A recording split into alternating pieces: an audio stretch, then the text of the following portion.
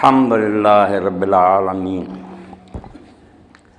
وصلی اللہ تعالی علی عبد اللہ ورسولہ خاتم النبیین سیدنا و نبینا و مولانا محمد وآلہ الطاہرین و اصحاب الصالحین اما بعد۔ میر جمع احباب درد دل کے ہلہلے، یہ التفات دل دوستاں رہے نہ رہے۔ آپ سب حضرات میرے سامنے بیٹھے ہیں، بڑی خوشی میں محسوس کر رہا ہوں کہ آپ نے اتحاد مسلمین کے لیے یہ اجتماع منعقد کیا اور مولانا نے مجھے اس کے لیے دعوت دی ہے۔ میں جب صبح کے وقت آنکھ کھولتا ہوں تو ائمہ اہل بیت علیہ السلام نے جو دعائیں سکھائی ہیں ان میں سے ایک دعا میں پڑھتا ہوں، الحمدللہ الذی جعلنی من امت محمد صلی اللہ علیہ وسلم ولم یجعلنی من سائر الامم، کہ تعریف ہے اس خدا کی جس نے مجھے محمد رسول اللہ صلی اللہ علیہ وسلم کی امت میں پیدا فرمایا، کسی دوسری امت میں پیدا نہیں کیا۔ اس سے بڑھ کر شرف اور اس سے بڑھ کر فخر کی بات میرے اور آپ کے لیے کوئی نہیں ہو سکتی۔ میں بروں سے لاکھ برا سہی مگر ان سے ہے میرا واسطہ، میری لاج رکھنا میرے خدا یہ تیرے حبیب کی بات ہے۔ تو آپ یہ داد نہ دیں، بس میری بات کی طرف توجہ دیں، میں شکر گزار ہوں گا۔ اختلاف امت کے بارے میں دو چار باتیں جو میں آپ کی خدمت میں پیش کروں گا، بعد میں بے شک آپ سوال کریں۔ پہلی بات تو یہ ہے کہ اگر کوئی شخص یہ توقع رکھتا ہے نا کہ اختلاف دنیا سے ختم ہو جائے تو این خیال است و محال است و جنون، ایسا کبھی نہیں ہو سکتا، نہ ہوگا۔ دو باتیں ختم ہو جائیں تو پھر شاید اختلاف ختم ہو جائے۔ ایک تو لوگوں سے عقل چھین لی جائے کہ سوچنا چھوڑ دیں، دوسرا اپنی بات دیانتداری سے بیان نہ کریں، دوسرے کی ہاں میں ہاں ملا دیں۔ ان دو صورتوں میں اختلاف ختم ہو سکتا ہے، ورنہ اگر یہ لوگوں کو آزادی دی جائے کہ ایمانداری سے غور و فکر کرو اور جس نتیجہ تک پہنچو اس کو بیان کرو، تو پھر اختلاف فطری بات ہے، یہ ختم نہیں ہو سکتا۔ آپ حیران ہوں گے کہ ہم عام لوگ تو گزار رہے ہیں، قرآن مجید کے بیان کے مطابق انبیاء علیہ السلام میں اختلاف ہو جاتا تھا۔ حضرت داؤد علیہ السلام اور حضرت سلیمان علیہ السلام دونوں پیغمبر ہیں، باپ بیٹا۔ تو سورہ الانبیاء میں اللہ کہتا ہے کہ ایک قوم کی کھیتی میں بکریاں رات کے وقت چڑھ گئیں اور یہ مقدمہ حضرت داؤد علیہ السلام کے سامنے آیا، وہ اس وقت حاکم وقت بھی تھے، تو انہوں نے جو فیصلہ کیا وہ اللہ نے اس کو درست نہیں مانا۔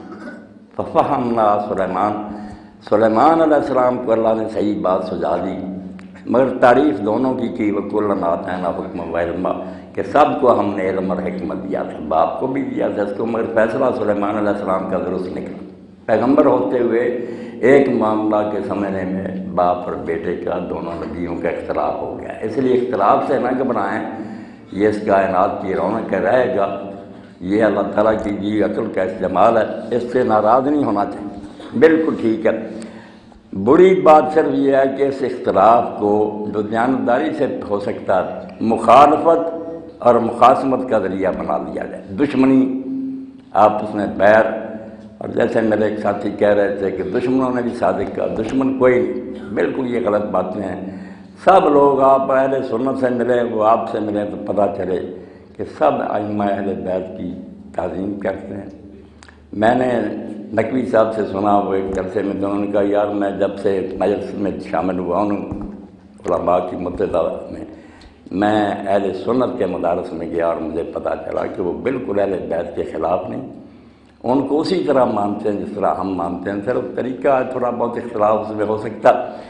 تو ایک تو اختلاف بری شے نہیں، مخالفت بری شے ہے کہ دشمنی بنا لیا جائے، اور دشمنی کی یہی بات ہے کہ آپ ہمارے ساتھ نماز نہ پڑھیں، ہم آپ کے ساتھ نہ پڑھیں، جنازوں میں شریک ہوں، رشتے ناطے چھوڑ دیں، یہ پھر امت کی بربادی کا سبب ہوگی۔ اگر آپ جو کچھ سمجھتے ہیں اس کو اپنے ذہن میں رکھیں، اس کا اظہار بھی کریں طریقہ سے، دوسرے بھی کریں، مگر امت کی جو وحدت ہے، ان کا جو اتفاق اور اتحاد ہے، اس کو نقصان نہ پہنچے۔ اس کے لیے آپ ذرا پیچھے جائیں، میں آپ حضرات کی ذہنی مناسبت کی بنیاد پر امیر المومنین علی علیہ السلام کا حوالہ دوں گا کہ امت کے اتحاد کی خاطر آپ نے کتنی قربانیاں دی۔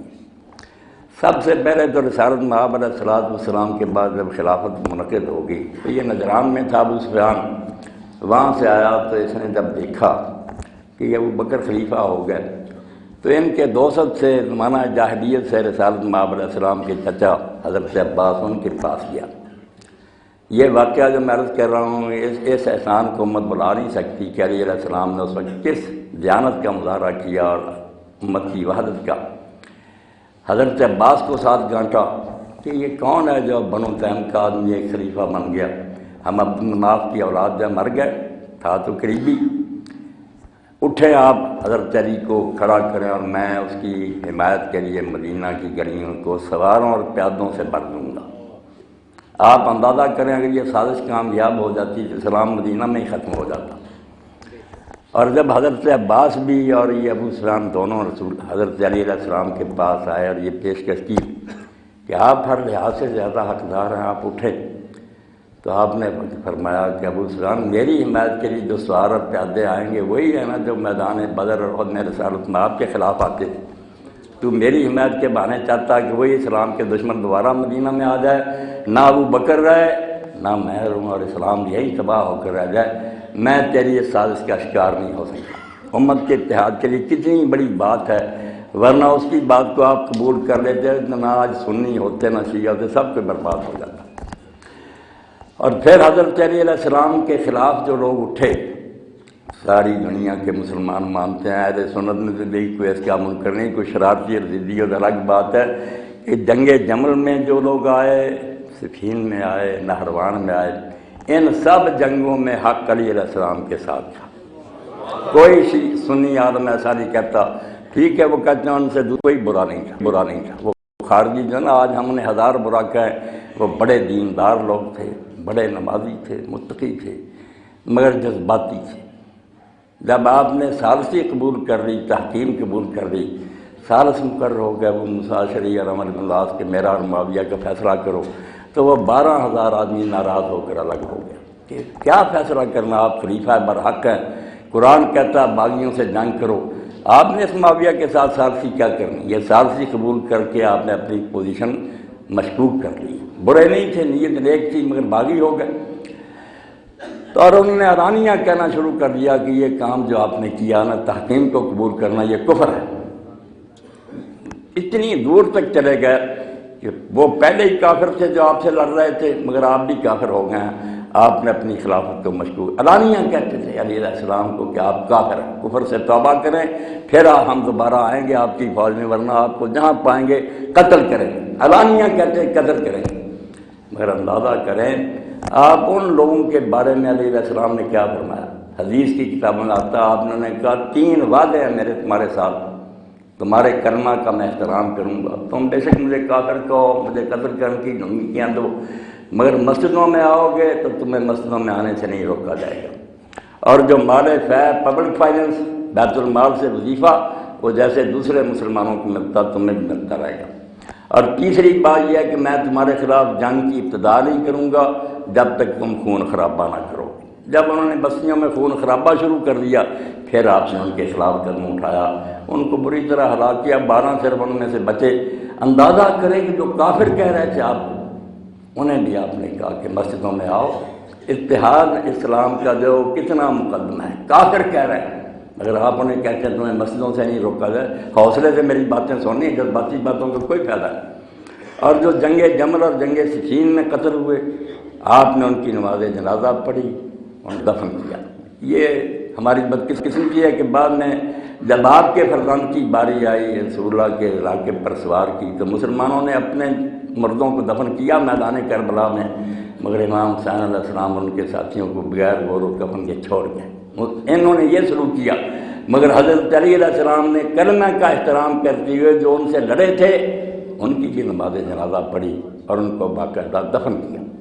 اس لیے یہ کلمہ اسلام جو ہے یہ چھوٹی بات نہیں، عاقبت کا معاملہ اللہ پر چھوڑیں، وہاں کس کو سزا ہوتی ہے، کون بری ہوتا۔ اس دنیا میں اللہ کے لیے میں آپ سب سے یہ کہتا ہوں، سنیوں سے بھی کہتا ہوں کہ یہ کلمہ جو آپ نے پڑھا کہ ہم اللہ کو مانتے ہیں اور محمد رسول اللہ کو مانتے ہیں، اس کا احترام کرو۔ اس کا احترام امیر المومنین نے کیا، خلفاء نے کیا۔ ابو داؤد شریف میں آتا کہ حضرت ابو بکر جب حاکم تھے تو ان کے سامنے ایک شخص نے گاڑیاں دی، سنیوں کے لیے سننے کی بات ہے، وہ رنج میں آئے اور وہاں ان کا ایک عقیدت مند تھا، اس نے کہا مجھے اجازت دے میں اس کو قتل کر، گاڑیاں دی،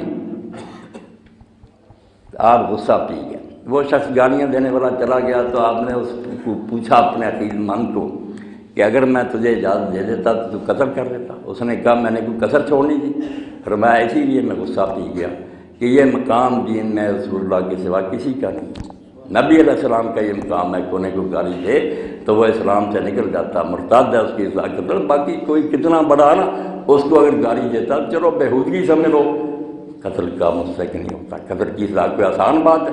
اب یہ سارا قتل و غارت جو ہو رہا کہ فلاں کو گالیاں دی، بےہودگی ہے، ٹھیک ہے کوئی گالیاں دیتا وہ اللہ سے معاملہ، اگر وہ غلط دیتا اللہ اسے نہیں دے گا، مگر اس کی اصلاح قتل نہیں۔ پوری ایک کتاب جو ہے نا آخری دور میں سلطنت عثمانیہ کے جو مفتی تھے اور ان کی وہ کتاب حنفی علماء کا مرجع ہے، اب فتح اسی سے دیتے ہیں، اس کو فتاوی شامیہ کہہ دیتے ہیں، رد المختار کہتے ہیں۔ انہوں نے ایک پوری کتاب لکھی ہے تنبیہ الولاۃ والحکام، سارے گورنر و حاکموں کے نام کہ خبردار کسی صحابی کو گالی دینے والے کو قتل نہ کرنا ورنہ تم خود قیامت کے دن جہنمی ہوگی، یہ وہ جرم نہیں ہے جس کی سزا اسلام میں قتل ہو۔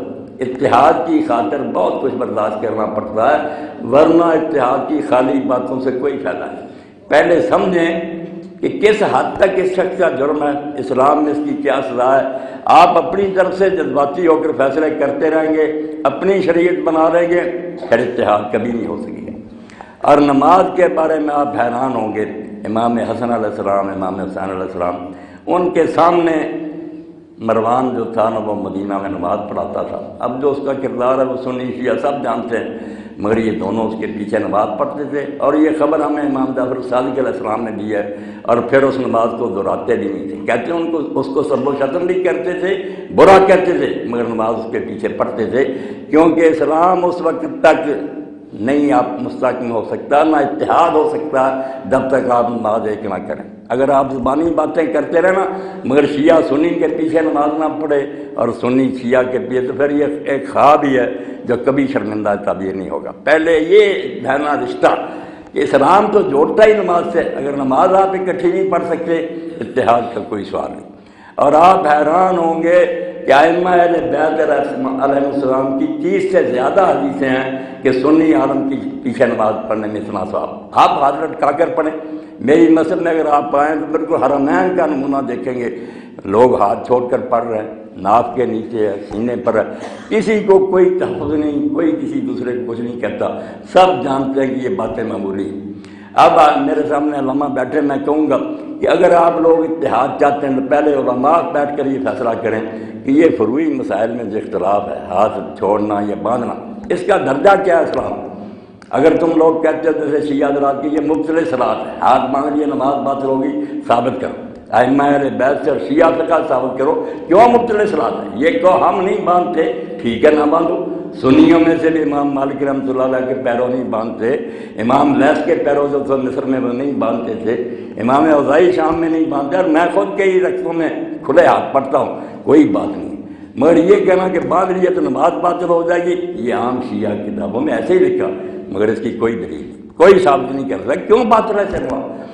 آپ یقین جانیں نماز جو ہے نا، کئی لوگ مجھ سے سوال کرتے ہیں کہ 10 سال اللہ کے نبی نے مسجد نبی میں ہزاروں کے مجمع میں نماز پڑھی ہے، مسلمانوں کا اس میں اتفاق نہیں۔ آپ اس سوال کے بوجھ سے نکل ہی نہیں سکتے غیر مسلموں کے، آپ کہیں گے ہمیں اہل بیت نے یہ بتایا، وہ کہیں صحابہ نہیں، کافر نہیں یہ سنیں گے، وہ کہتے ہیں یار نبی علانیہ پڑھتا رہا، اس پر بھی تمہارا اتفاق نہیں۔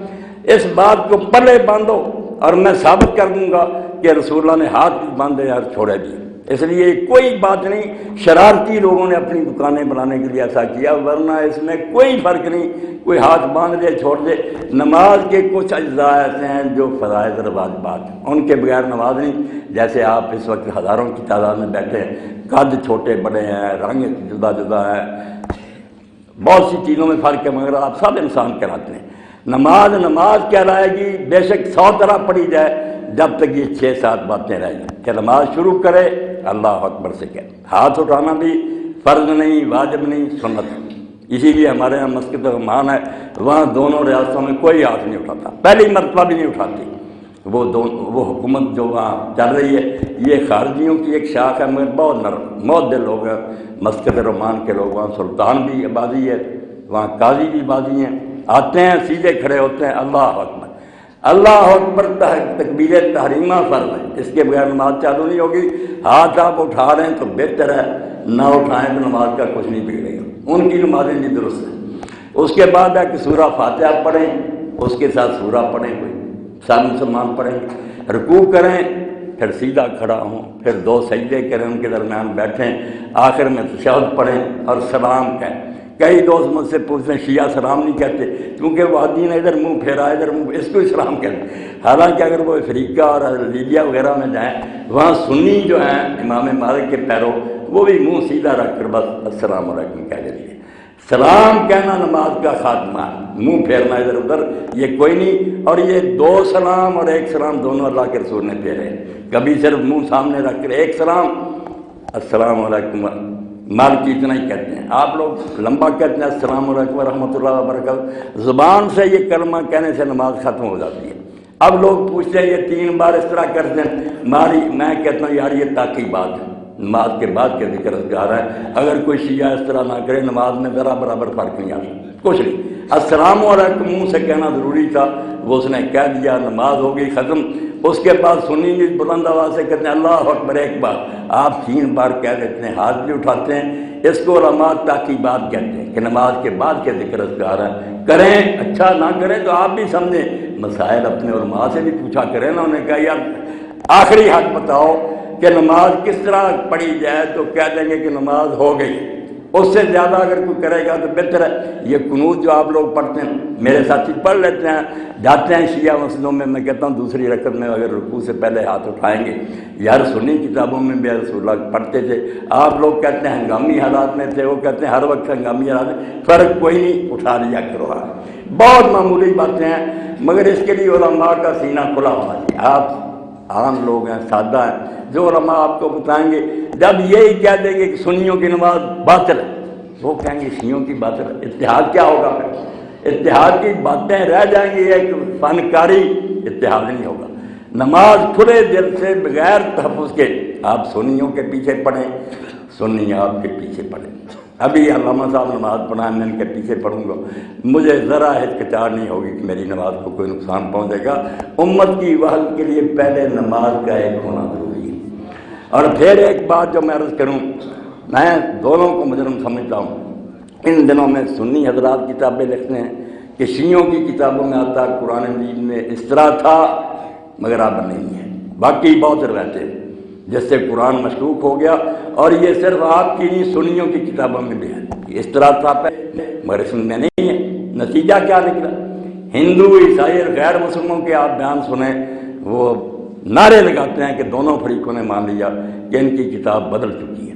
آپ میں سے کئی لوگوں کے ذہنوں میں پھنسا ہوگا قرآن بدل گیا، اگر قرآن بدل گیا تو حدیثوں کا کوئی اعتبار نہیں، حدیثیں تو پہلے ہی نہیں، میں نے قرآن سے سنا، اس نے قرآن سے سنا، ان کا کیا اعتبار؟ قرآن جو مشرق مغرب میں چلا آ رہا ساری امت کے پاس، جب وہی بدل گیا تو آپ امت کیا؟ آپ یہود نصارہ سے بدتر ہیں کہ ان کی کتابیں وہ نہیں مانتے کہ ان میں تبدیلی، آپ نے خود کہہ دیا قرآن بدل گیا۔ اس لیے پہلے یہ علماء حضرات میں ان سے منت سماعت کروں گا، سنی بھی بیٹھے، یہ بھی بیٹھے، اپنی کتابوں میں جہاں جہاں ہے نا کہ قرآن میں یہ تھا، رب نے اس کو کھرچے، اس کو بالکل پھینک دے دیوار کے ساتھ، ورنہ اگر کتاب اللہ میں تبدیلی ہوگی تو امت کے پلے کیا؟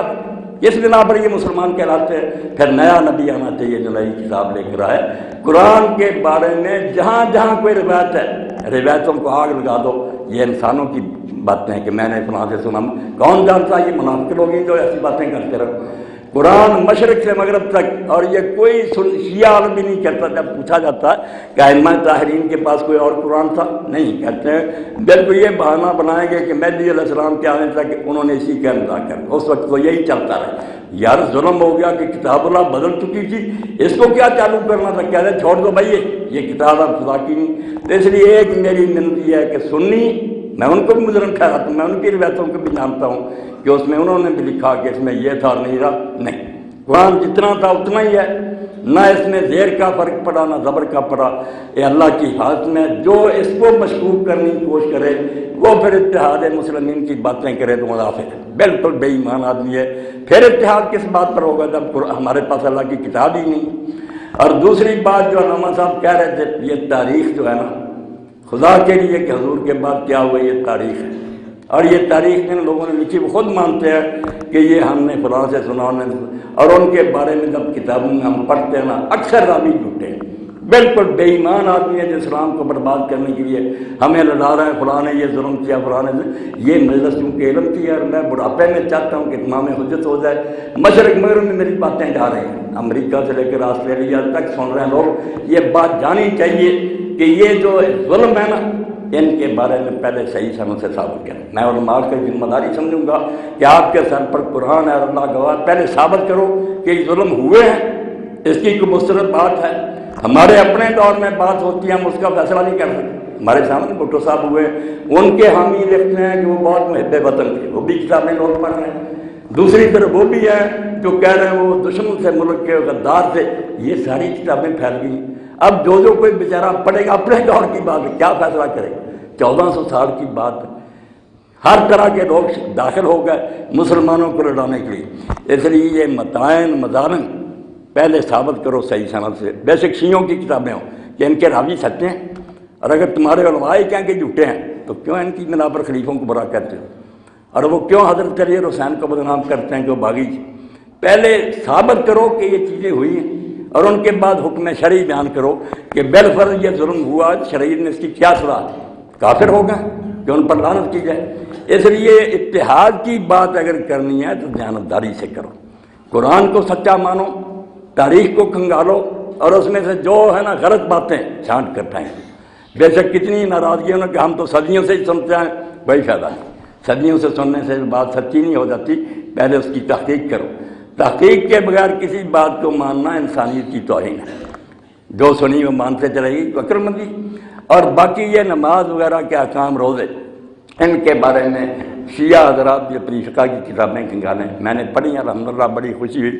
کچھ عام کتابیں جن میں لکھ دیتے ہیں کہ یہ کرے تو اس سے روزہ ٹوٹ جاتا، مگر جو استدلالی فقہ ہے جنہوں نے بحث کی کہ اس کی کوئی دلیل بھی ہے، وہ پھر صاف ثابت کرتے ہیں کہ ان چیزوں میں سے پانی میں غوطہ لگانے سے یہ کوئی روزہ نہیں ٹوٹتا، نہ اس کی کوئی دلیل ہے۔ وہ کتابیں امت کو پڑھائیں جس سے دونوں گروہ نا بالکل قریب ہوں، سنی بھی تعصب اور ضد چھوڑے، وہ شیعوں کی کتابیں پڑھیں۔ اور واقعی بہت سے مسائل ایسے ہیں جو ائمہ اہل بیت علیہ السلام کی فقہ سے حل ہوتے ہیں۔ 7ویں صدی ہجری میں امام ابن تیمیہ بہت آپ کے خلاف ہوئے، ان کی کتاب منہاج السنۃ النبویہ سنیوں کے پاس سب سے بڑا مرجع ہے کہ شیعوں کے رد میں اس سے بڑی کتاب نے علامہ ہلی کے جواب میں لکھی تھی، مگر حال یہ تھا کہ وہ فقہ میں کھلم کھلا شیعہ کے بہت سارے مسائل لیتے تھے، اور اس میں کوئی اخفا بھی نہیں کرتے تھے، اپنے فتاوے میں لکھتے تھے یہ مسئلہ ائمہ اہل بیت کا ہے اور اس سے زیادہ بہتر کوئی نہیں۔ طلاق کا مسئلہ ہی سن لیں، اب سنی قانون تو یہ ہے نا کہ اکٹھی کوئی تین کہہ دے طلاق طلاق طلاق ہوگی، اور اب اس کے لیے حل کیا ہے کہ وہ عورت کسی دوسرے آدمی کو دو چار دن کے لیے حلالہ کہتے ہیں اس کو، وہ اس کو استعمال کرنے کے بعد پھر چھوڑے، معاذ اللہ اتنی بے غیرتی اور بے حیائی۔ امام ابن تیمیہ نے حالانکہ 600-700 سال ہو گیا تھا کہ سنیوں کا اس پر اتفاق تھا کہ تین ہو گئے، انہوں نے ماریں کھائیں، بدنامی جیلی، لوگوں نے کہا کہ رافضی ہو گیا، مگر انہوں نے کہا یار رافضی ہونے دو، اس حلالہ سے جان چھڑاؤ، یہ بچیوں کے ساتھ کیا ظلم کرتے ہو کہ ایک نے طلاق لی، اب 2-4 دن وہ کسی اور مرد کے پاس جائے۔ کھلم کھلا لکھ دیا، ہزاروں صفحے لکھے کہ نکاح تحلیل باطل ہے، یہ حلالے کا نکاح، اور 3 مرتبہ کہی ہوئی طلاق ایک ہی طلاق ہے، اس کو حق حاصل ہے کہ وہ 3 مہینوں تک رجوع کر لے، اور اگر رجوع نہیں کر سکا دوبارہ ان کا نکاح ہو جائے گا ڈائریکٹ، کوئی حلالے کی ضرورت نہیں۔ تو یہ مثال میں اس لیے دی کہ بہت سے مسائل ایسے ہیں جو فقہ جعفریہ سے حل ہوتے ہیں، بہت اچھے طریقہ سے حل ہوتے ہیں، ان کو اکٹھا کرنے کی کوشش کرتے ہیں۔ سنی عالم بھی بیٹھتے ہیں، شیعہ بھی بڑے بڑے عالم بیٹھے، چھوٹوں کو چھوڑو جن کا کام یہ ہے کہ لڑائیں اور پیسے کمائے، وہ بیٹھ کر نا ایسی بڑی بڑی جماعتیں چھانٹی کریں کہ یہ پکے مسئلے ہیں، اس سے امت کی بہتری اور فلاح اس کو قبول کر لیں، تو انشاءاللہ اختلاف نہیں ختم ہوگا، کچھ میری معلومات ہیں جتنا میں نے پڑھا، کچھ علامہ صاحب کی ہے، نہ سب لوگوں کے ذہن ایک جیسے ہیں، نہ معلومات کے ذرائع، اختلاف سے نہ گھبراؤ، اختلاف کو لڑائی اور جنگ کا سبب نہ بناؤ، اس کو دشمنی نہ بناؤ، اپنی رائے ادب سے اچھے طریقے سے میں اور علامہ صاحب بیٹھ کر بات کر لیں، ہو جائے اتفاق ٹھیک ہے، ورنہ یہ اپنی رائے پر قائم کریں، رہیں میں اپنی پر، مگر محبت کریں، سلام کہیں، جنازے پڑھیں، نمازیں ایک دوسرے کے پیچھے پڑھیں، پھر انشاءاللہ وہ نور چمکے گا جس سے امت جو ہے نا ایک ہو جائے گی۔ یک شبو توحید را مشہود کن، گائے بشراد امر موجود کن۔ کیوں تم نے ایک امت کو ٹکڑوں میں بانٹ دیا؟ سب ملت ایک تھی، ملت ایک حضور نے بنائی تھی، اتنی بنا لی ہیں تم نے، بڑے سارے خود شب خورے، اپنے قلعے میں آپ ہی شکاف کر دیے۔ اگر آپ آپس میں لڑتے رہے تو ہنود اور یہود کو کرنے کی کیا ضرورت ہے؟ خود آپ ہی اپنے آپ کو برباد کر دیں گے، عبادت گاہوں پر بم برسائیں گے، نمازیوں کو ماریں گے، ہندو کافر خوشی ہوں گے۔ اس مصیبت سے نجات پانی ہے تو اپنے دلوں سے آج سے نکالو، کوئی سنی دشمن اہل بیت نہیں ہے۔ میں حلفیہ کہتا ہوں ایک سنی نہیں ملے گا، سنی ہو اور اہل بیت سے دشمنی کرے۔ وہ ان 12 ائموں کے حالات پر انہوں نے میرے بھائی کتابیں لکھی ہیں، ان کی شانیں بیان کی ہیں، اور کہا یہ اولیاء کے سردار ہیں، اور ساری امت کو جو ولایت ملی ہے کوئی ولی بھی ہوا اہل بیت کی برکت سے ہوا۔ اس لیے دور دور رہ کر یہی ہے کہ ذاکر آئیں گے تمہیں کہیں گے سنی نہیں اہل بیت کو مانتے، وہ کہیں گے ہم نہیں فلاں کو مان رہے۔ یہ باتیں بالکل غلط ہیں۔ اس کے لیے وسعت قلب کی ضرورت، سینہ کھلا کرو، علم حاصل کرو، تم سنیوں کی مجلسوں میں جایا کرو، وہ تمہاری مجلسوں میں آئیں، اور اچھے عالموں کو بلاؤ جو ملانے کی کوشش کریں، جو لڑانا چاہتے ہیں ان سے پناہ مانگو، وہ صرف اپنے پیٹ کے دھندے کے لیے چاہتے ہیں کہ یہ امت برباد ہو۔ اس امت کو ایک کرنے کے لیے ضروری ہے کہ اپنے دلوں میں طے کر لیں کہ ان کی نسبت جو ہے بہت بلند ہے، بعض حکم نسبت سے میرت ہے۔ میں اور آپ ایک امت کیوں کہلاتے ہیں؟ کہ محمد رسول اللہ صلی اللہ علیہ وسلم کو مانتے ہیں، حضور کے ساتھ ہماری نسبت ہے، یہی بڑی بات ہے۔ میں ایک حوالہ دے کر اپنی بات ختم کرتا ہوں، بہت بھلی ہوئے ہیں اہل سنت میں، ان کا بڑا مقام ہے۔ شیخ الاکبر کہتے ہیں محی الدین ابن عربی، وہ ایک عالم دین سے ناراض تھے، ناراض اس بنا پر تھے کہ وہ ان کے شیخ مرشد شیخ ابو مدین مغربی کو اچھا نہیں جانتا۔ اب لوگوں نے حضور کی بجائے جب دوسروں کو محور مرکز بنا لیا، ٹکڑے ہی ہونا تھا۔ رات کو اللہ کے رسول علیہ السلام کو خواب میں دیکھا تو آپ نے فرمایا محی الدین تو اس عالم سے ناراض ہے، نکتے کی بات ہے۔ انہوں نے کہا ہاں کیوں؟ میرے شیخ کو اچھا نہیں جانتا۔ تو حضور نے غیظ میں اور ناراضگی میں فرمایا کہ تجھے اپنے شیخ کی پڑی ہوئی ہے، وہ مجھے اللہ کا رسول مانتا ہے، اس نسبت کا خیال نہیں کرتا۔ تیرے شیخ کو ماننا کب سے دین بنا؟ مجھے محمد رسول اللہ مانتا ہے، اس نسبت کا خیال، صبح ہی جا کر اس سے معافی مانگ، ورنہ تیرا حشر جو نا بہت اللہ کے ہاں برا ہوگا۔ صبح ہی جا کر اس عالم سے صلح کی اور معافی مانگی، رسول اللہ کے نام کو سربلند کرو، حضور علیہ السلام کی امت ہونے کا لحاظ کرو، جو یہ کلمہ پڑھتا ہے محمد رسول اللہ، اس کو سینے سے لگاؤ، پیار کرو، پھر آگے کی باتیں بھی کسی محفل میں ادب سے اور محبت سے ہو جائیں، ٹھیک ہے، ورنہ اتنا ہی نام کافی ہے نجات کے لیے۔ اور رسول اللہ کو ماننے والا کوئی اہل بیت کا دشمن نہیں۔ اگر تمہیں کوئی سنی نظر آئے میرے ملاقات کرا دینا، کوئی نہیں نظر آئے گا، سب قربان جاتے ہیں، سب یہ کہتے ہیں فلا تاجل باہل البیت ناسن واہل البیت ہم الصحابہ، کہ دوسرے لوگوں کو اہل بیت کے برابر نہ کرو، اہل بیت خدا کی طرف سے چنے ہوئے لوگ ہیں۔ فبغضهم من الانسان کفر حقیقی محبوب عبادت، ان سے محبت رکھنا اصلی عبادت ہے، اور ان سے بغض رکھنا سچ مچ کا کفر ہے۔ اللہ تعالیٰ مجھے اور آپ کو اہل بیت کی محبت، اللہ کے رسول کی محبت نصیب کرے، اور حضور کی نسبت کو ترجیح دیتے ہوئے امت کا کوئی فرد سامنے آئے اس سے محبت کرے، کسی گروہ کا بھی حضور کا امتی ہے، اس خیال سے تم سارے پھر بھائی بن جاؤ گے۔ کون عباد اللہ اخوانا، وآخر دعوانا الحمدللہ رب العالمین، وصلی اللہ تعالی علی خیر خلقہ سیدنا مولانا محمد وآلہ الطاہرین۔ میں مشکور ہوں کہ آپ نے میری باتیں سن لی۔ چمن میں تلخ نوائی میری گوارا کر، کہ زہر بھی کبھی کرتا ہے کاڑے تریا کی، کڑوی باتیں بھی کبھی فائدہ دے جا کے، ناراض نہ ہونا۔ میں جو میرے دل میں تھا اگر اس میں کوئی ادھر ادھر کی بات کرتا تو اللہ کے مجرم ہوتا۔ میں نے اپنا اندیا بالکل کھول کر بیان کر دیا، اور انشاءاللہ یہ پوری دنیا میں بچے پھیلا دیں گے، اور اس آواز کو سن کر اتنے لوگوں کی دعائیں مجھے نصیب ہوتی ہیں نا، مرد عورتیں، کہ اللہ کے بندے جو اسلام تو انہیں بتایا، اس کے ہوتے ہوئے پھر کیا فساد ہو سکتا ہے؟ وہ کھلے ہاتھیں پڑھنے لگے، باندھ کر ہی پڑھنے لگے، لڑائی کرنے والے لوگ بعد نہیں آئیں گے۔ ان کا دھندا اسی طرح چلے گا، دکانیں قائم رہیں گی۔ اللہ ہدایت دے اور اس امت کو اللہ تعالیٰ مستحکم اور مضبوط کرے، متحد کرے۔ یہ سوالات اگر لکھ کے دیے جائیں تو زیادہ بہتر ہے، بلکہ لکھ کے ہی دیے جائیں تبھی وہ جو ہے وہ سلیکٹ ہوں گے۔ بہت شکر گزار ہیں جناب مولانا اسحاق مدنی صاحب کے، یہ بڑی دل نشین گفتگو آپ نے فرمائی اور سوالات ہیں، اور خدا کرے سوالات بھی یہ دل نشین ہوں۔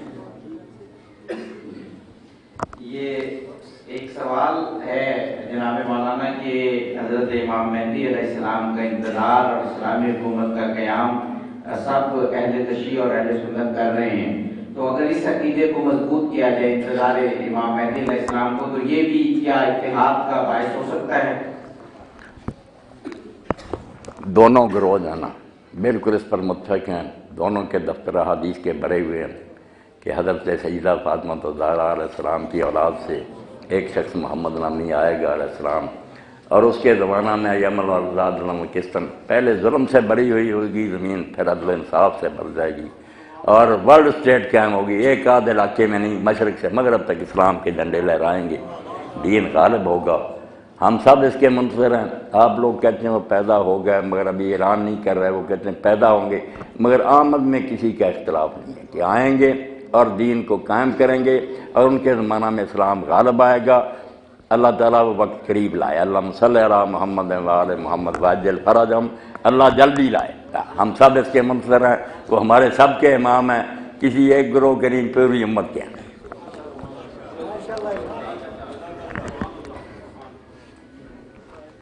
یہ ہے شرک کے بارے میں سوال کہ شرک کیا ہے، اس سے کیسے بچا جا سکتا ہے، اور بدعت کیا ہے اور بدعت سے کیسے بچا جا سکتا ہے؟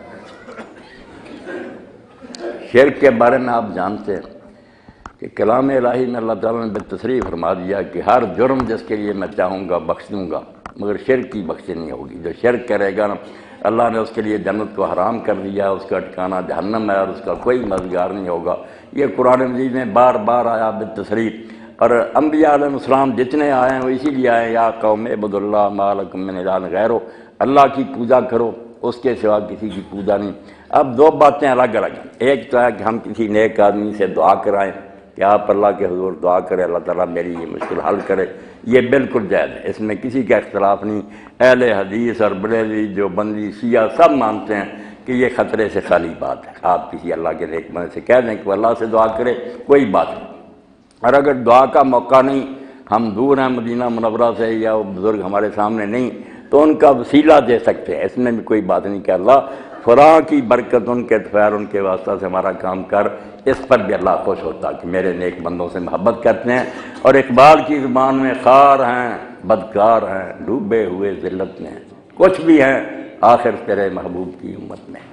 یہ وسیلہ اور واسطہ ہم دیتے ہیں، یہ بھی ٹھیک ہے، مگر اگر ڈائریکٹ شروع کر دیں کہ اللہ تعالیٰ معاذ اللہ معطل ہو گیا اور اپنی حکومت اس نے نیک بندوں کے حوالے کر دی ہے، اب رزق دینا اور شفا بخشنا اور سارے کام بس نیک بندے کرتے ہیں، یہ میرے بھائی آپ ناراض نہ ہو، دین میں اس کی کوئی گنجائش نہیں، یہ کوئی اس کا جواز نہیں۔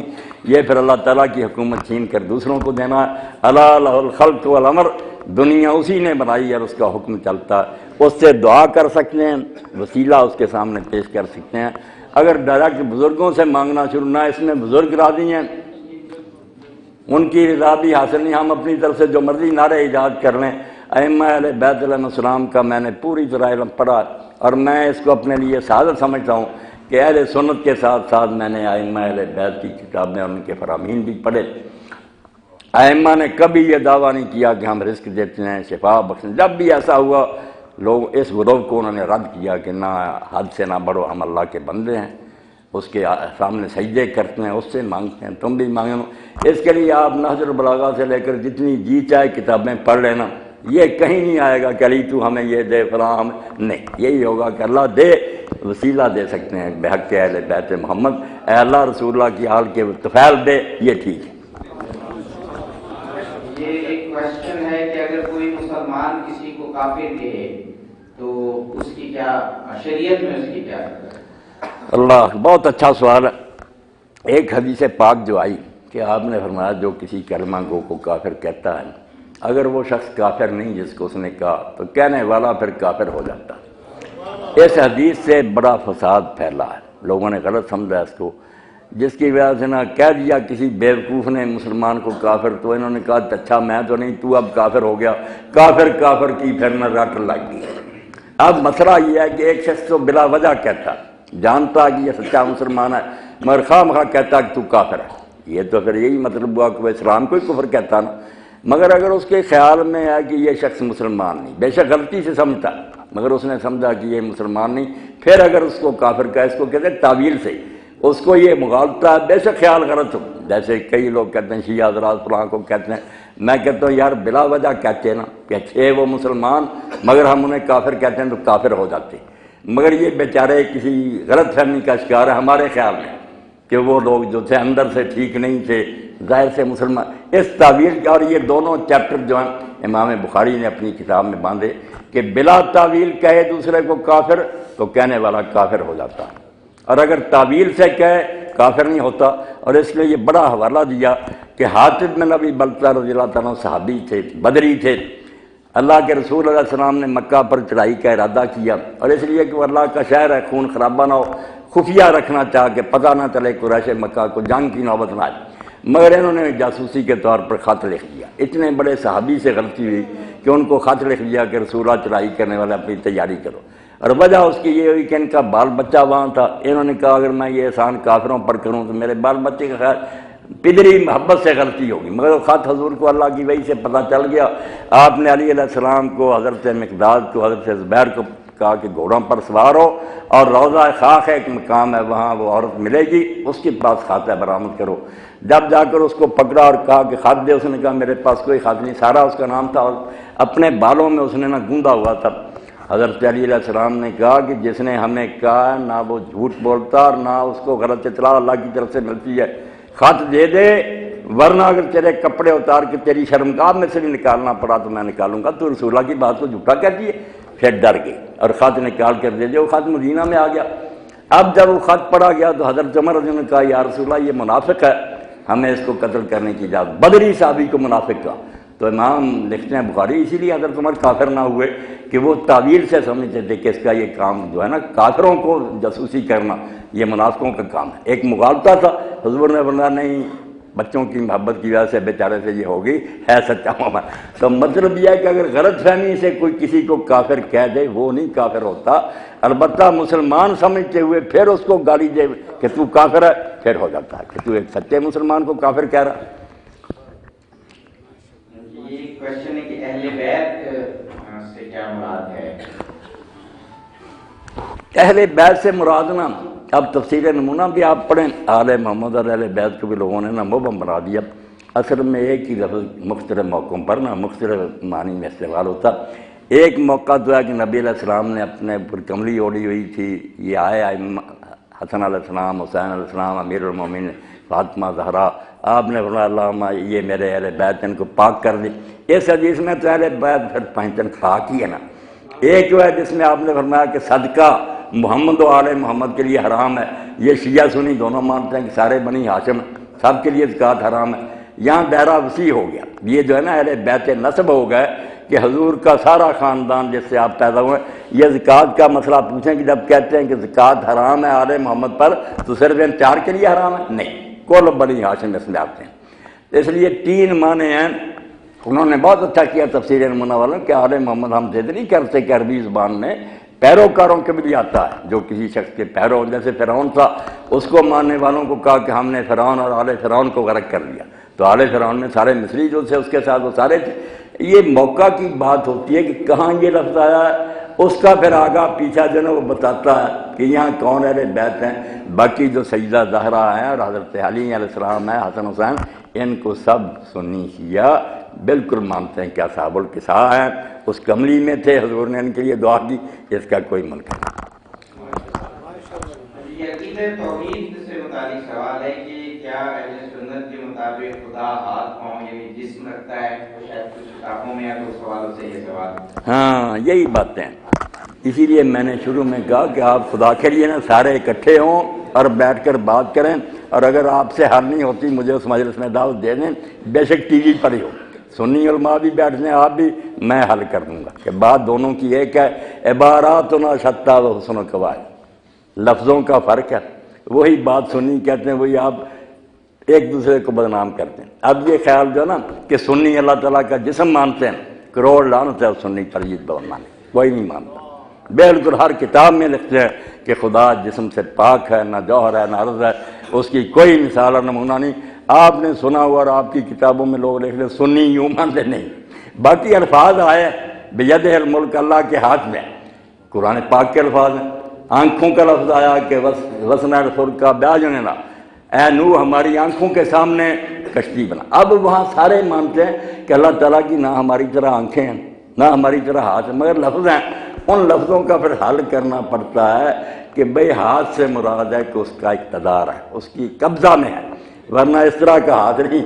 یہ سارے سنی شیعہ دونوں ایک ہی کہیں گے، بدنام کرنے کی بات الگ ہے کہ جو الفاظ آ گئے ہیں قرآن و حدیث میں وہ شیعوں کے ہاں بھی ہیں، سنیوں کے میں، ان کا کوئی حل کرنا، جسم سے بھی پاک ماننا، الفاظ کا بھی انکار نہیں کرنا، ان کی کوئی مناسب تعویل کرنی ہے۔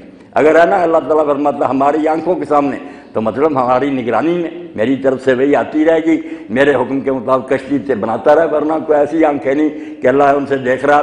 آپ بے فکر ہو جائیں، آپ اور وہ دونوں ایک ہی طرح اللہ کو مار رہے ہیں، پھر جھگڑا ہے کہ ملنا نہیں، ایک دوسرے سے بدنام کرنا۔ میں نے اکثر شیعہ دوستوں سے سنا، کہتے ہیں سنی کہتے ہیں والخیر شر والخیر شر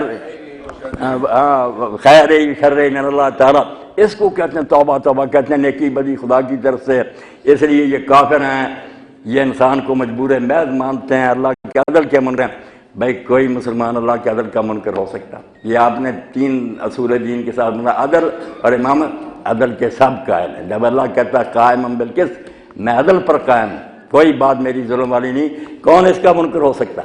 اب خیر و شر، یا علماء صاحب بیٹھے ہیں، آپ اصول کافی نکال لیں، وہاں ایک باب ہے جس کا عنوان ہی ہے کہ خیر اور شر اللہ کی طرف سے، بالکل یہی لفظ ہے کافی میں ہے، جو چوٹی کی کتابیں ہیں۔ کون سی بات سنیوں نے الگ کر دی؟ ورنہ باقی یہ مانا جو نا کہ اللہ کرواتا، اس پر بالکل نفرین ہے، برات ہے اس سے۔ سنی کانوں پر ہاتھ رکھیں گے، توبہ توبہ، جو گناہ کرتا وہ خود مرہون ہے، جو نیکی کرتا ہے وہ اللہ کی توفیق ہے۔ خیر و شر من اللہ تعالیٰ، یہ حضرات بھی بیٹھے ہیں، وضاحت کا بہت اچھا موقع مل گیا۔ اس کا مطلب ہے کہ دنیا میں جو برائی ہو رہی ہے، نیکی ہو رہی ہے نا، یہ اللہ کے کنٹرول سے باہر نہیں۔ یہ نہیں کہ اللہ کو لوگوں نے بے بس کر دیا اور وہ ان کو روک نہیں سکتا۔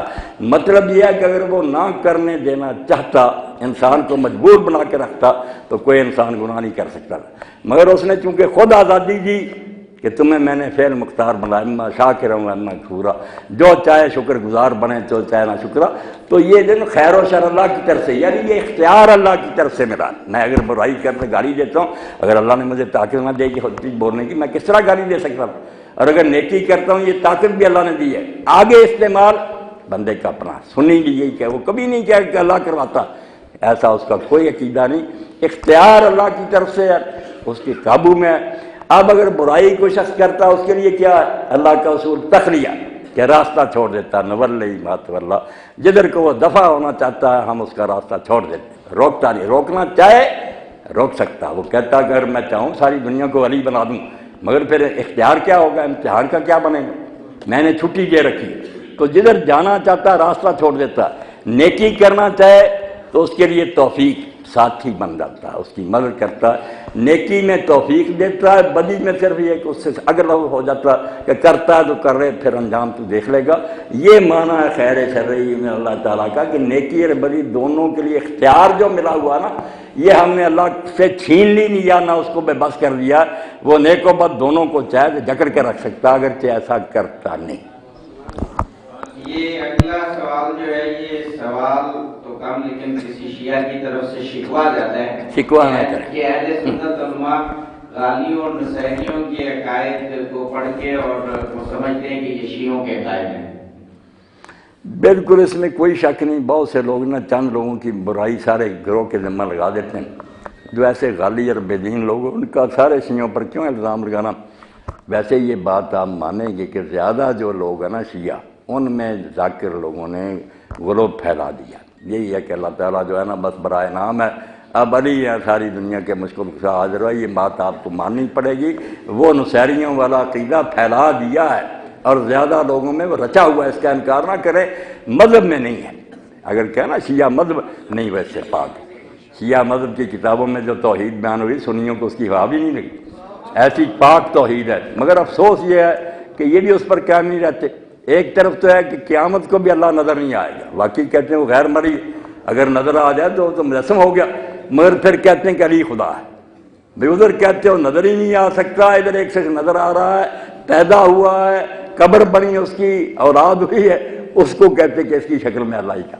یہ بے ایمان کچھ ہیں، یہ تو آپ کو ماننا پڑے گا۔ ٹھیک ہے، مذہب اس میں قصوروار نہیں، میں صاف کہتا ہوں، مذہب شیعہ کا اس سے تعلق نہیں، لوگوں کی اپنی گمراہی۔ یہ ہم میں بھی کتنے لوگ ہیں سنیوں میں کہتے ہیں کہ بندے کی شکل میں سارے خدا ہی چلے پھرتے ہیں، کتے فتح محمد، کتے رام داس، یہو قدیمی شور نٹ گیا دونوں دا جھگڑا نکل پیا کچھ اور، بےئی بکل دے وچ چور نہیں، کیا کریں، گمراہ ہر گروہ میں۔ وہ کہتے ہیں کوئی بھی ہندو بن کر رام داس ہے، مسلمان بن کر فتح محمد ہے، اصل میں آپ ہی اندر، توبہ توبہ، کیا کریں، ہر جگہ بیماری پھیل گئی۔ مگر مذہب کو نہ بدنام کریں، نہ سنی مذہب میں یہ باتیں، نہ شیعہ مذہب میں، مذہب پاک ہے، بالکل سارے گروہ جو ہے نا توحید پر قائم ہے، سمجھتے ہیں، مگر اس کے لیے پیچھے جانے کی ضرورت ہے۔ یہ چھوٹی موٹی کتابیں نہ پڑھا کریں، جو اصل کتابیں ہیں وہ پڑھا کریں، اس سے پتہ چلتا ہے کہ اصل دین کیا ہے۔ آج پہلے راستے میں آ رہا ایک بچے نے پوچھا کہ یہ دہریے جو ہوتے جاتے ہیں لوگ، میں نے کہا اس کے لیے حضرت امام صادق علیہ السلام ہزاروں ان پر رحمت اللہ کی، ان کا ایک جواب ہی کافی ہے۔ امام سے ایک دہریے نے بات کی کہ خدا کوئی نہیں، نہ کوئی آخرت ہے، آپ نے ایک ایسی دلیل دی جس کو کوئی شریف آدمی جھٹلا نہیں سکتا۔ امام علیہ السلام نے فرمایا ہم نیکی کرتے ہیں، آپ لوگ برائی کرتے ہیں، اگر آپ کی بات سچی ہے کہ مر کر مٹی ہو جائیں گے تو ہم جو نیکی کرنے والے ہمارا کوئی بگڑے گا؟ آپ بھی مٹی ہو گئے، ہم بھی ہو گئے۔ اور اگر ہماری بات سچی نکل آئی کہ اللہ ہے، حساب کتاب ہے، جنت، تو آپ کا پھر کیا بنے گا؟ اس نے کہا امام یہی بات کہا۔ آپ نے فرمایا خطرے سے خالی راستہ کون سا جس پر ہم چل رہے ہیں کہ نیکی کرتے رہو، چلو مر کر مٹی ہو جائے، نہ آپ کو کچھ ملا نہ ہمیں کوئی نقصان ہوا، اور اگر نکل آیا اللہ اور حساب کتاب، پھر آپ کا کیا بنے گا؟ یہی جسٹس منیر کا حال ہوا تھا، وہ بھی ڈریا تھا اندر سے، مرنے کے وقت اس نے کہا منظور قادر سے کہ یار میں تو اللہ کو مانتا نہیں تھا، اب کیا بنے؟ دیکھیں اتنا بڑا چیف جسٹس تھا۔ تو منظور قادر نے کہا جج صاحب عدالت کے رحم و کرم پر چھوڑ دیا جائے، تو گستاخی معافی مل جاتی، اب آپ کے لیے اور کوئی چارہ نہیں، آپ آخر وقت میں اس کے رحم و کرم پر چھوڑ دے، شاید رحم فرما دے۔ تو یقین جانیں ابو الکلام آزاد رحمۃ اللہ نے بڑی اچھی بات کہی تھی کہ اس زمانے میں الحاد اور ذریعت پھیل رہی ہے، جدید تعلیم کی وجہ سے لوگ بچے جن کے ذہن خراب ہو رہے ہیں۔ انہوں نے اس وقت حوالہ دیا تذکرہ میں کہ جس شخص نے ائمہ طاہرین امام محمد باقر علیہ السلام اور امام جعفر علیہ السلام کے مناظرے پڑھے ہیں نا اپنے وقت کے دہریوں سے، جو احتجاج میں تبرسی نے لکھے، وہ کہتے ہیں اس کو یہ دہریت نقصان نہیں پہنچا سکی، جتنا جی چاہے فلسفہ اور منطق پر گمراہ نہیں ہو سکتا۔ اماموں نے بنیادیں ایسی قائم کر دی، اس وقت جواب بھی ایسے دیے دہریوں کو۔ تو آپ سارے نا سنی شیعہ دونوں کی کتابیں پڑھیں، ماشاءاللہ نور ہی نور ہے، کہیں کوئی خرابی نہیں نظر آئے نا کوئی خرابی، مجھے ٹیلی فون کر دینا یا یہاں بلا دیں امین صاحب، میں حل کر دوں گا کہ اس روایت کا مطلب یہ ہے سنی بھی کافر نہیں مرنا چاہتے، آپ بھی نہیں مرنا چاہتے، سب اللہ کے رسول کے عاشق ہیں، دیوانے ہیں، بس درد دل مسلم مقام مصطفیٰ آبرو باز نام مصطفیٰ، اس سبق کو پلے بانے کہ سنیوں شیعوں سب کے سینہ میں محمد عربی صلی اللہ علیہ وسلم کا ڈیرا ہے، اور اس نسبت سے ہی ہماری اللہ کے ہاں کوئی عزت ہے، ورنہ کوئی اللہ کا رشتہ دار نہیں۔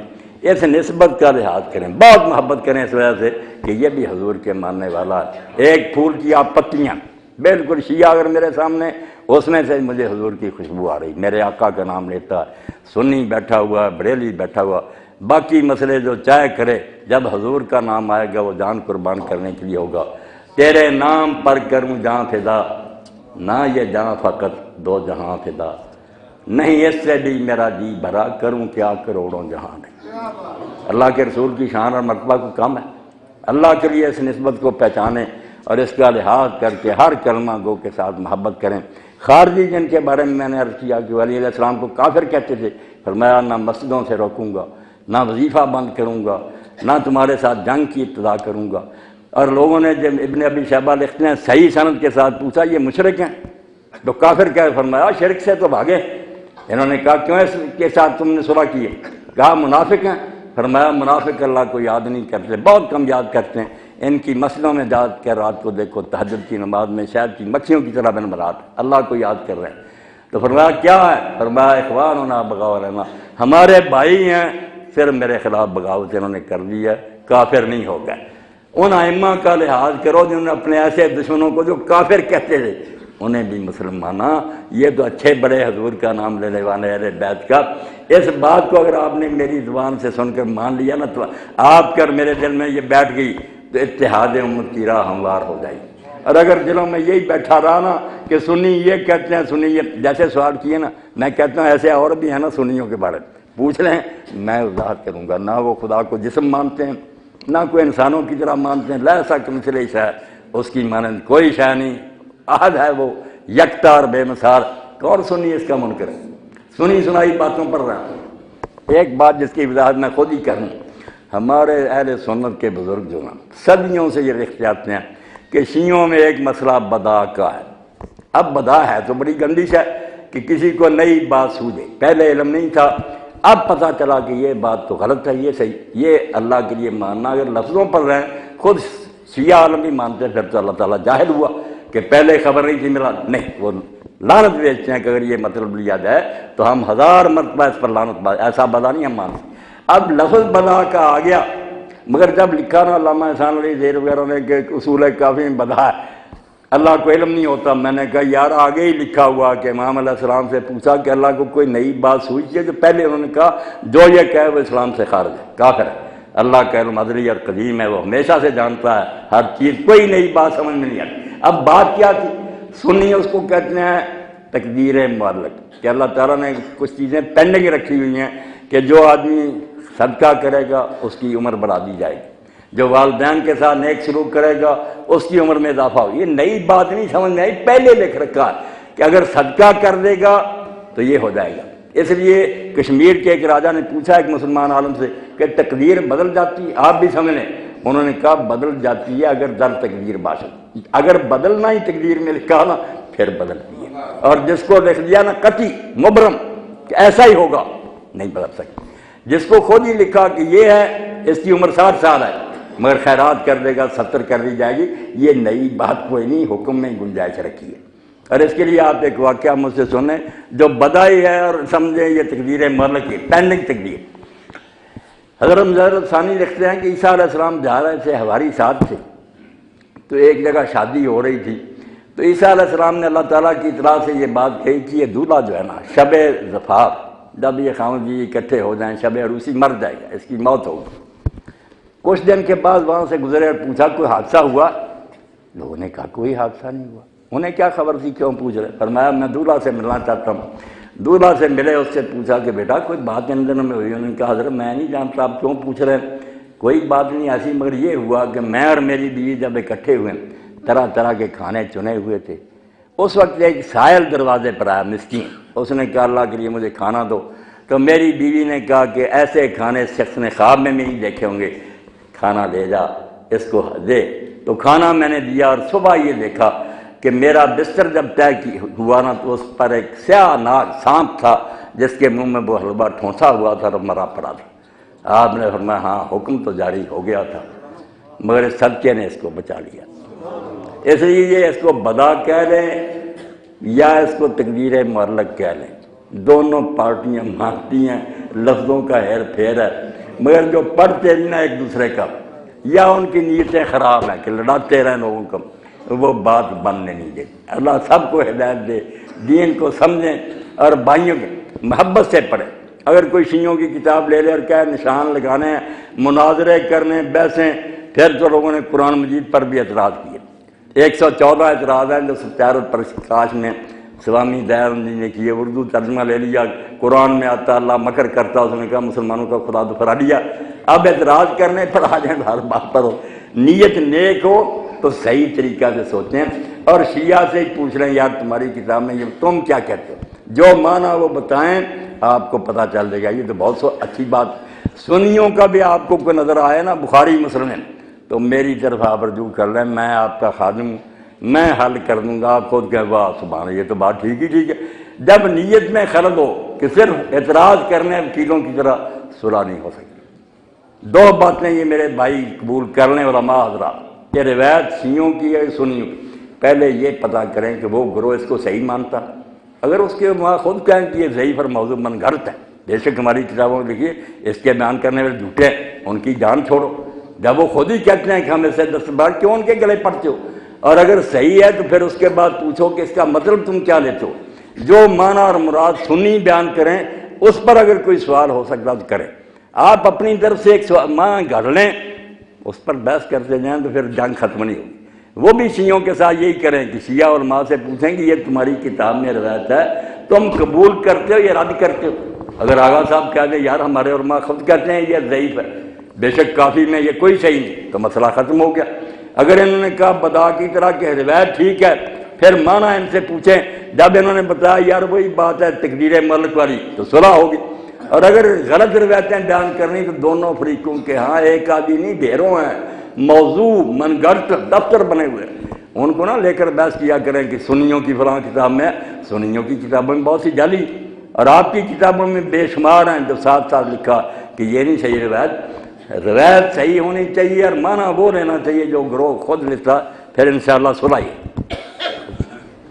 یہ کیونکہ سوالات کا سلسلہ تو جاری ہے اور رات بھی کافی گزر گئی ہے اور جناب مولانا نے ختم کیا ہے، تو ہم انہیں پر چھوڑتے ہیں۔ جب یہ کہیں کہ سوالات ختم کیے جائیں تو ہم ختم کیے جائیں، کر لیں، ایک آدھ ہے تو کر لیں، ایک سوال کر لیں کر لیں۔ یہ یہ میرے بھائی ہیں، قسمت کی بات ہے، پھر شاید ملاقات ہو یا نہ۔ انشاءاللہ ضرور ہوگی۔ ایک سوال ہے کہ قتل حسین کے ذمہ دار کون ہیں؟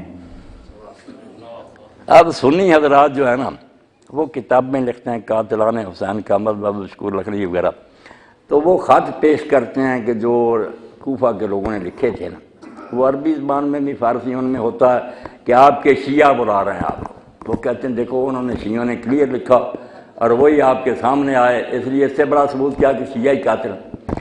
میں اس کا جواب تو بعد میں دوں گا، میں ان سے کہتا ہوں یار اگر یہ بات ٹھیک ہے تو شیعوں نے جو کچھ کیا، ساتھ نہیں دیا، بے وفائی کی، وہ بعد میں روتے رہیں گے۔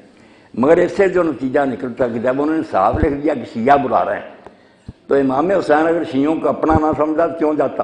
کہہ دیتا تم نے تمہارا یار راز مات تم شیعہ ہو، میں شیعہ کافروں کے کہنے پڑی۔ ایک بات تو ثابت ہوئی نا کہ وہ شیعوں کو اپنا سمجھتا تھا۔ شیعوں نے بعد میں جو کیا وہ الگ بات ہے، مگر جب انہوں نے صاف لکھا کہ تیرے شیعہ بلا رہے ہیں اور آپ ان کے بلانے پر گئے تو شیعوں کو بالکل وہ اپنا سمجھتے۔ رہ گئی یہ بات کہ وہاں مدد نہیں کی، حالات ایسے بن گئے، نہ شیعہ مجرم ہے نہ سنی مجرم۔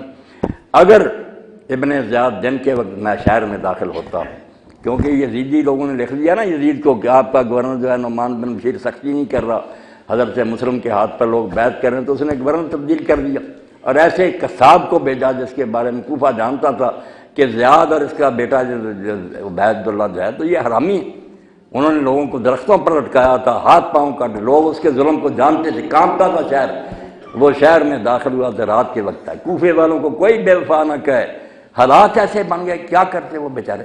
اور بعد میں انہوں نے کسر پوری کر لی، امام حسین کا لباس پہنا حجازیوں کا، رات آیا، لوگ سلام کرتے رہے، ہاتھ چومتے رہے، پاؤں چومتے رہے کہ ابن رسول اللہ سلام ہو سب پر، وہ امام حسین سمجھتے رہے۔ جب محل میں چلا گیا، دروازے بند کر لیے، نقاب اتارا اور کہا میں ہوں عبید اللہ، تم سب یرغمال ہو، چھت پر چڑھ کر اعلان کرو کہ مسلم کا ساتھ چھوڑو ورنہ سب ذبح ہو جاؤ۔ بے بس ہو گئے اور شہر میں جگہ جگہ فوج کو کھڑا کر دیا، کرفیو لگ گیا کہ ایک محلے کا آدمی دوسری جگہ نہ جائے۔ جو امام حسین علیہ السلام کے حامی تھے سب بے بس ہو گئے، مختار کو بھی جیل میں بھیج دیا، کوئی حامی نہ رہا، بے بس ہو گئے۔ میدان میں ان میں سے کوئی آپ کے خلاف نہیں گیا، جنہوں نے خط لکھے بالکل جھوٹ بولتے ہیں، وہ اپنے گھروں میں ضرور بے بس ہو گئے۔ اور وہی ہے، ایک آدمی کا نام نہیں لیتے یہ جو مناظر لوگ نا، سنی نہیں کہنا چاہیے، ناصری ہیں، کہتے کوئی یزید کے خلاف۔ بھائی جس نے یہ اجلاس بلایا تھا کوفہ میں اور امام حسین کو خط لکھا تھا، سلیمان بن سرد کون تھا؟ صحابی جلیل نبی، اس سے بڑا صحابی اس شہر میں کوئی نہیں تھا۔ اس نے دعوت دی کہ ایک آدمی گیا ہے، اس کو تو طاغوت کہا اس نے کہ معاویہ سے جان چھوٹی، جب ایک اور ظالم کو مسلط کر گیا۔ حسین علیہ السلام نے انکار کیا ماننے سے، اٹھو تم اس کے باپ کے شیعہ ساتھ دو۔ یہ مخلص لوگ تھے، بالکل ان میں بے وفا کوئی نہیں تھا۔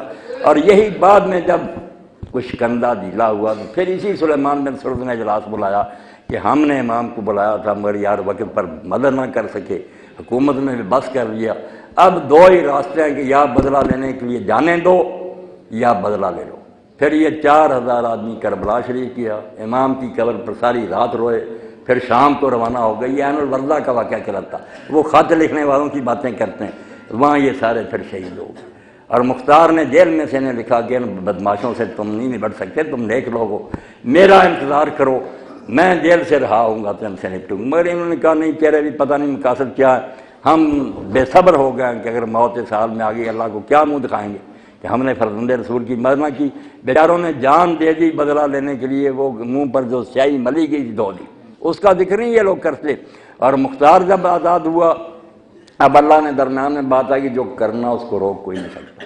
عبید اللہ ابن زیاد نے مختار کو کھڑا کر لیا، جلاد سر پر کھڑا تھا، سر قلم ہونے والا تھا، مگر اس کی بہن جو تھی صفیہ وہ عبداللہ بن عمر کی بیوی تھی، انہوں نے یزید کو لکھ لیا کس طرح تیرا گورنر کرنا چاہتا مختار کے ساتھ، اس کو روک دے۔ اب وہ چاہتا تھا کہ پہلے ہی مجھ سے برا کام ہو گیا، کچھ نہ کچھ احسان کروں۔ حضرت عبداللہ بن عمر کی سفارش پر اس نے قاصد بھیج دیا کہ مختار کو تو نے کچھ نہیں کہنا۔ جلاد تلوار چلانے لگا تھا مگر تقدیر کچھ اور کہتی ہے۔ اس نے کہا اچھا میں بے بس ہو گیا ہوں مگر 3 دن کے بعد شہر میں نہیں دیکھنا چاہتا۔ موقع مل گیا، مکہ تک مختار پھر اعلان کرتا گیا کہ فرزند رسول کے انتقام کے لیے اٹھو ورنہ تم قیامت تک پیغمبر خدا کو منہ نہیں دکھا سکتے۔ دنیا اٹھ کھڑی ہوئی اور اس نے پھر اللہ سے یہ وعدہ لیا کہ اللہ مجھے اتنی مہلت دے دینا کہ اس زمین پر قاتلان حسین میں سے کوئی زندہ پھرتا نظر نہ آئے، پھر بے شک موت دے دینا۔ چن چن کر اس نے مارے، ان کے ہاتھ پاؤں کاٹے، پانی مانگتے رہے۔ اس نے کہا امام حسین علیہ السلام نے بچے کے لیے پانی مانگا، تم نے اس کا حل رکھنے کی مجھ سے کس منہ سے پانی مانگا۔ بڑی موت مرے سارے، ان کے مکان گرائے جو بھاگ گئے تھے۔ بعد میں جب اس کی موت کا وقت آیا مصعب بن زبیر نے اس کے خلاف چڑھائی کر دی، ساتھی آہستہ آہستہ ساتھ چھوڑ گیا، قلعے میں محصور ہو گیا، رسد بند ہو گئی۔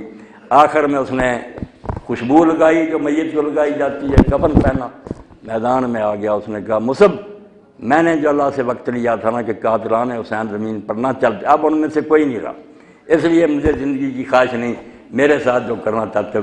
بڑی جوان مردی سے اس نے موت قبول کی۔ اب شیعہ ناراض ہے کہ وہ شیخین کی محبت تھوڑی سی اس کے دل میں تھی، سنی ناراض ہے کہ اس نے یزیدیوں کو ختم کیا، اس بیچارے کو صلہ کوئی نہیں ملا۔ دونوں طرف سے نہ ناراضگی ہے، حالانکہ اس نے جو کچھ کیا، ابن کثیر کہتا ہے یار مسلمانوں کے دل میں جو رنجش تھی اس کو تو اس نے ٹھنڈا کیا۔ سارے مسلمان رو رہے تھے کہ حسین علیہ السلام کے قاتل پھیر رہے ہیں، ختم کر کے مرا۔ اللہ کی بے شمار اس پر رحمتیں ہوں۔ لوگ جو جی چاہے کرتے رہے، کیا کریں گے؟ شیعہ سنی کشمیر نے اسلام کو بہت برباد کیا۔ اب وقت نہیں، ہنود اور یہود کے مقابلہ میں ایک ہو جاؤ ورنہ تمہاری داستان تک بھی نہ ہوگی داستان۔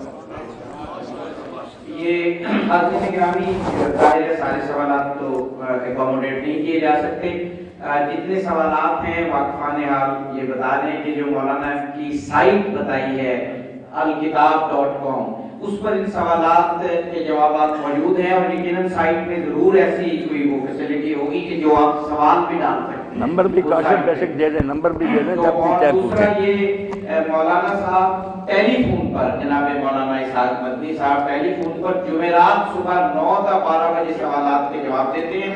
فون نمبر میرے پاس ہے، آپ لے سکتے ہیں، اور پھر ملاقات کے لیے اگر ٹائم سے لینا ہو تو وہ بھی لیا جا سکتا ہے، یعنی آپ جو بڑی خوشی ہوگی، اللہ سب کو خیریت ہے۔ جی نوٹ کر لیجیے 0300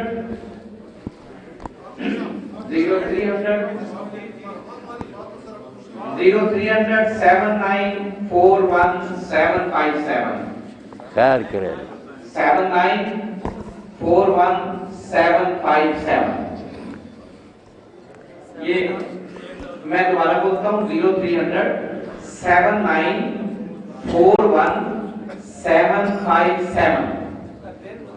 خیریت سے رکھے اللہ آپ سب۔ اور دوسرا نمبر بھی نوٹ کر لیجیے 041 8541 881، اور یہ جمعرات صبح 9 کا 12 بجے آپ سوالات کے جواب دیتے ہیں. جو سوالات رہتے ہیں میں فون پر آپ کر لیجیے اور وہ کلیئر کر لیجیے. جی میں جناب مولانا آغا شیخ شفا نجفی صاحب سے گزارش کروں گا آخر میں مختصر سی دعا کروانے. دعا میری ایک گزارش ہے کہ میں نے شیعوں کی کتابیں تو پڑھی نہیں تھی، سنیوں کی